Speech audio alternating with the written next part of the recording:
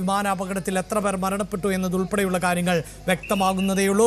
മഹാരാഷ്ട്രയിൽ നിന്ന് ഏതാണ്ട് 260 കിലോമീറ്റർ വരുന്ന ദൂരത്ത് ആണ് ഇത്തരത്തിൽ ഒരു അപകടം ഉണ്ടായിട്ടുള്ളത് എന്നതാണ് മനസ്സിലാക്കുന്നത്. അപകട കാരണം എന്നത് സാങ്കേതിക തകരാർ എന്നതാണ് ഇപ്പോൾ മനസ്സിലാക്കുന്നത് എങ്കിൽ പോലും എന്ത് പിഴവാണ് സംഭവിച്ചത് എന്നതിൽ വ്യക്തത വരേണ്ടതുണ്ട്.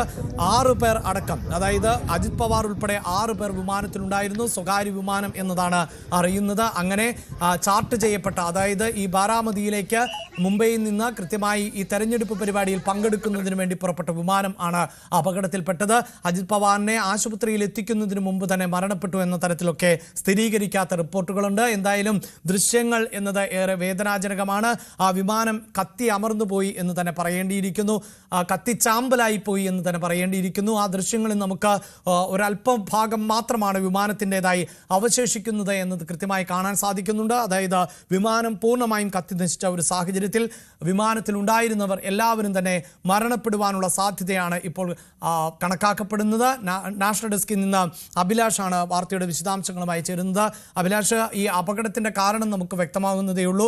അപകടത്തിന്റെ സമയം, മറ്റു വിവരങ്ങൾ, പ്രത്യേകിച്ച് ഈ അപകടമുണ്ടായതിന്റെ ദൃശ്യങ്ങൾ പുറത്തു വരുമ്പോൾ അതൊരു ഒഴിഞ്ഞ പ്രദേശമായിരുന്നു, അവിടെ ഒരു താൽക്കാലിക ലാൻഡിങ്ങിനുള്ള സൗകര്യമായിരുന്നു ഒരുക്കിയത് എന്ന് നമുക്ക് സംശയിക്കേണ്ടിയിരിക്കുന്നു. അതിനപ്പുറത്ത് ഏതെങ്കിലും തരത്തിലുള്ള സാങ്കേതിക പിഴവിനെ തുടർന്ന് വിമാനം അടിയന്തരമായി ലാൻഡ് ചെയ്യുകയായിരുന്നു എന്നതിൽ ഉൾപ്പെടെ നമുക്ക് വ്യക്തതയില്ല. എന്തൊക്കെയാണ് ലഭ്യമാകുന്ന വിവരങ്ങൾ അഭിലാഷ്? രാവിലെ 8:10 അദ്ദേഹം മുംബൈയിൽ നിന്ന് ചാർട്ട് ചെയ്ത വിമാനത്തിൽ അദ്ദേഹത്തിനൊപ്പം ഉണ്ടായിരുന്ന 5 പേരുമായി ബാരാമതിയിലേക്ക് പോകുന്നത്. അജിത് പവാറിന്റെ സ്വന്തം നാടാണ് ബാരാമതി. അവിടെ വിവിധ റാലികൾ സംഘടിപ്പിച്ചിരുന്നു, കർഷകരുടെ പരിപാടികൾ ഉണ്ടായിരുന്നു.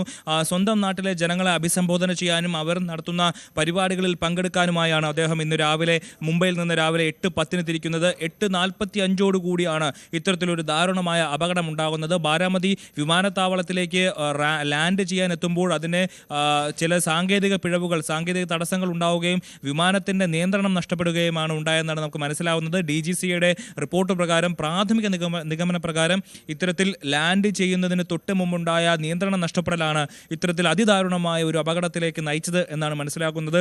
ദൃശ്യങ്ങളിൽ കാണുമ്പോൾ മനസ്സിലാകുന്നത് വിമാനത്താവളത്തിന് തൊട്ടടുത്തുള്ള ഒഴിഞ്ഞ പ്രദേശത്ത് ഈ വിമാനം തകർന്നു വീഴുകയായിരുന്നു. അവിടെ തകർന്നപ്പോൾ തന്നെ പൂർണ്ണമായും വിമാനം കത്തി നശിക്കുന്ന കത്തി നശിച്ച ദൃശ്യങ്ങളാണ് നമുക്ക് പുറത്തു വന്നത്.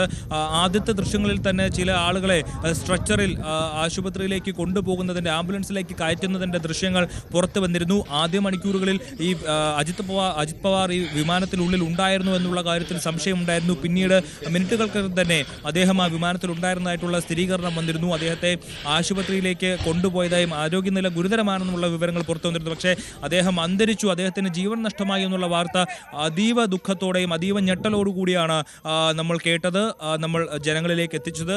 മഹാരാഷ്ട്ര, നേരത്തെ അഭിലാഷ് പറഞ്ഞതുപോലെ മഹാരാഷ്ട്ര രാഷ്ട്രീയത്തിലെ അതികായനായിട്ടുള്ള ഒരു നേതാവായിരുന്നു അജിത് പവാർ എന്ന് പറയുന്നത്. ഇപ്പോൾ എന്തായാലും DGCയെ ഇക്കാര്യത്തിൽ എന്താണ് ഇതിൽ കൃത്യമായി സംഭവിച്ചതെന്നുള്ള കാര്യത്തിൽ അന്വേഷണം പ്രഖ്യാപിച്ചു കഴിഞ്ഞു. വിമാനത്തിന്റെ ബ്ലാക്ക് ബോക്സ് കണ്ടെത്തി അതുമായി ബന്ധപ്പെട്ടുള്ള അന്വേഷണം നടത്തുകയാണ്. വിമാനത്തിലെ പൈലറ്റുകളടക്കം കൊല്ലപ്പെട്ടു എന്നുള്ള ദുഃഖകരമായ വാർത്തയാണ് നമുക്ക് ഈ മണിക്കൂറിൽ പുറത്ത് പറയാനുള്ളത്. സ്വന്തം നാട്ടിലേക്ക് ഒരു നേതാവ് അവിടുത്തെ പാർട്ടി പരിപാടികളിലും കർഷകരുടെ ആവശ്യങ്ങൾക്കുമായി അവിടുത്തെ പരിപാടികളിൽ പങ്കെടുക്കാൻ പോകുമ്പോഴാണ് ഇത്തരത്തിലൊരു സംഭവം ഉണ്ടായത് എന്നുള്ളതാണ് അതീവ ദുഃഖകരമായിട്ടുള്ള കാര്യം. അവിടെ അദ്ദേഹത്തെ എത്തിക്കാനും അദ്ദേഹത്തെ പാർട്ടി പരിപാടിയിൽ എത്തിക്കാനും അവിടുത്തെ അദ്ദേഹത്തിന് വേണ്ടിയിട്ട് ഒരുക്കങ്ങൾ നടത്തുന്ന ആൾക്കാർക്കും എല്ലാം ഞെട്ടൽ ഞെട്ടിപ്പിക്കുന്ന വാർത്തയാണ് പുറത്തു വരുന്നത്. മാത്രമല്ല അദ്ദേഹത്തിൻ്റെ ഭാര്യയും മകനും കുടുംബവും എല്ലാം ബാരാമതിയിലേക്ക് ഇതിനോടകം തന്നെ തിരിച്ചു കഴിഞ്ഞു. എന്താണ് യഥാർത്ഥത്തിൽ സംഭവിച്ചത് എന്നുള്ള കാര്യത്തിൽ കൃത്യമായി ഇപ്പോൾ പ്രാഥമിക നിഗമനങ്ങളാണ് പുറത്തു വരുന്നത്. എന്നാൽ ഇതിൽ തീർച്ചയായും അഭിലാഷിത ദൃശ്യങ്ങൾ, ഏറ്റവും പുതിയ ദൃശ്യങ്ങളാണ് പ്രേക്ഷകർക്ക് വേണ്ടി വയ്ക്കുന്നത്. അങ്ങേയറ്റം ദുഃഖകരമാകുന്ന കാഴ്ച തന്നെയാണ് നമുക്ക് അവിടെ കാണാൻ സാധിക്കുന്നത്. ഇപ്പോഴും തീ പൂർണ്ണമായും അണഞ്ഞിട്ടില്ല എന്നതാണ്. അതായത് തീ അണച്ചുവെങ്കിൽ പോലും ഈ അപകടം നടന്ന സ്ഥലത്ത് ഇപ്പോഴും തീ പുകയുന്നത് നമുക്ക് ദൃശ്യങ്ങളിൽ കാണാൻ സാധിക്കുന്നു. അങ്ങനെ ഏതാണ്ട് പൂർണ്ണമായും ഈ വിമാനം കത്തി അമർന്നു പോയി എന്ന് തന്നെ പറയാം. അതുകൊണ്ട് തന്നെ ആരും രക്ഷപ്പെടുവാനുള്ള സാധ്യതയില്ല. അജിത് പവാർ ഇപ്പോൾ AK ശശീന്ദ്രൻ മാധ്യമങ്ങളോട് അനുശോചിക്കുകയാണ്. എൻ്റെ പരിഗണനയിൽ വരുന്നില്ല. എൻ്റെ ഒരു സഹോദരൻ്റെ നിര്യാണം പോലെയുള്ള വേദനയാണ് എനിക്ക് ഉണ്ടായിട്ടുള്ളത്. അദ്ദേഹത്തിൻ്റെ ഈ ദുരന്തത്തിൽ വേദനിക്കുന്ന കുടുംബാംഗങ്ങളോട്, അനുയായ വർഗത്തോട് ഞങ്ങളുടെ കേരള ഘടകം NCPയുടെ അനുശോചനം രേഖപ്പെടുത്താനും സംതൃപ്ത കുടുംബങ്ങൾക്ക് വളരെ വേഗം യാഥാർത്ഥ്യമായി പൊരുത്തപ്പെട്ട് സാധാരണ ജീവിതത്തിലേക്ക് തിരിച്ചു വരാൻ ഇടയാകട്ടെ എന്നും പ്രാർത്ഥിക്കുകയാണ്.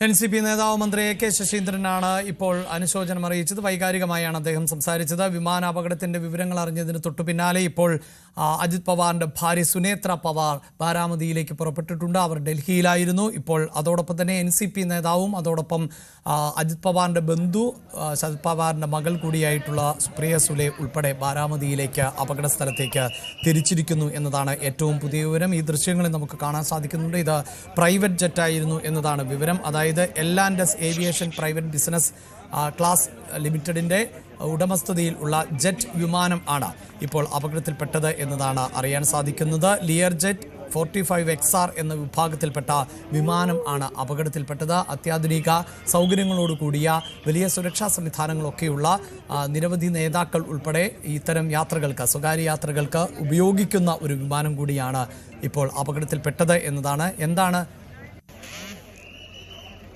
എന്താണ് സംഭവിച്ചത് എന്നതിൽ ഉൾപ്പെടെ വ്യക്തത കൈവരേണ്ടതുണ്ട്. ഇപ്പോൾ NCP നേതാവ് കൂടിയായിട്ടുള്ള ജോസ്മോൻ ടെലിഫോൺ ലൈനിലുണ്ട്. ശ്രീ ജോസ്മോൻ, ദേശീയ രാഷ്ട്രീയത്തിൽ ചർച്ച ചെയ്യപ്പെടുന്ന ഒരു പേരായിരുന്നു. അദ്ദേഹം പല രാഷ്ട്രീയ നീക്കങ്ങളും നടത്തിയിട്ടുണ്ട് അജിത് പവാർ. അങ്ങനെയാണ് ഏറ്റവും ഒടുവിൽ അധികാരത്തിന്റെ ഭാഗമായി ഇപ്പോൾ ഉപമുഖ്യമന്ത്രി സ്ഥാനത്ത് തുടരുകയും ചെയ്തത്. അദ്ദേഹത്തിന്റെ വിയോഗം എങ്ങനെയാണ് താങ്കൾ നോക്കിക്കാണുന്നത്? അജിത് പവാർ ഫാമിലിയിലെ ഏറ്റവും കരുത്തനായ ജനകീയനായ നേതാവ് ഒരാളായി മാറിയിരുന്നു. കോൺഗ്രസിൽ പവാർജിയോടൊപ്പം പ്രവർത്തിക്കുകയും കോൺഗ്രസിന്റെ സംഘടനാ സംവിധാനത്തിൽ പ്രത്യേകിച്ച് പടിഞ്ഞാറൻ മഹാരാഷ്ട്രയിൽ വളരെ ഉന്നതമായ അദ്വിതീയമായ ഒരു സ്ഥാനം അദ്ദേഹം കരസ്ഥമാക്കി. ഞാൻ അദ്ദേഹത്തെ ഓർക്കുന്നത് പൂനെയിലൊക്കെ വെച്ച് അദ്ദേഹത്തെ കാണുമ്പോൾ രാത്രി എത്ര വൈകിയാലും ഒരു 11 മണി 12 മണി കാണുമ്പോഴും ഒരു 2 മണി വരെ അദ്ദേഹത്തെ കാണാൻ മാത്രമുള്ള ആളുകൾ അവിടെ കാത്തു നിൽക്കുന്നുണ്ടാവും. ജനങ്ങളുടെ ഇടയിൽ പ്രവർത്തിക്കുന്നതിന് ജനങ്ങൾ ഏതാണ്ട് മണിക്കൂറുകളോളം ജനങ്ങളുടെ ഇടയിൽ യാതൊരു ക്ഷീണവുമില്ലാതെ അദ്ദേഹം പ്രവർത്തിക്കുന്ന ആളായിട്ട് ഞാൻ കണ്ടിട്ടുണ്ട്. ആളുകളോട് വളരെ പരുഷമായി സംസാരിക്കാൻ ഇടപെടുകയും ചെയ്യുന്നു. ഒപ്പം തന്നെ വരുന്ന ആളുകളുടെ അടുത്ത് ഒരു നോ പറയാതെ ആളുകളെ കൃത്യമായി സഹായിക്കുന്നതിന് ഏതറ്റം വരെ, കൂടെ നിൽക്കുന്നവരെ സഹായിക്കുക, ഏതറ്റം വരെയും പോകാൻ മനസ്സുള്ള ഒരു നേതാവായിരുന്നു. അതുകൊണ്ട് തന്നെ അദ്ദേഹത്തിന്റെ ഒരു സാധാരണ ശരീരഭാഷയും പെരുമാറ്റ രീതിയും ഒരു ജനകീയ നേതാവിന് ഒട്ടും ചേർന്നതായിരുന്നില്ല. പക്ഷേ ആളുകൾ അദ്ദേഹത്തോടൊപ്പം എല്ലാ കാലവും നിലനിന്നിരുന്നു. മഹാരാഷ്ട്രയിലെ ഏറ്റവും കരുത്തനായ ഒരു രാഷ്ട്രീയ നേതാവായി, ജനകീയ നേതാവായി അദ്ദേഹം ഉയർന്നു വരികയായിരുന്നു. അദ്ദേഹത്തിന്റെ ഈ സമയത്തുള്ള അദ്ദേഹത്തിന്റെ ആകസ്മികമായ നിര്യാണം തീർച്ചയായും മഹാരാഷ്ട്രയിലെ ജനങ്ങൾക്ക് വലിയൊരു നഷ്ടമാണ്. രാഷ്ട്രീയ അഭിപ്രായ വ്യത്യാസങ്ങൾക്കപ്പുറം അദ്ദേഹം ഒരു വലിയ ജനകീയ നേതാവായിരുന്നു നമുക്ക് നോക്കേണ്ടതുണ്ട്.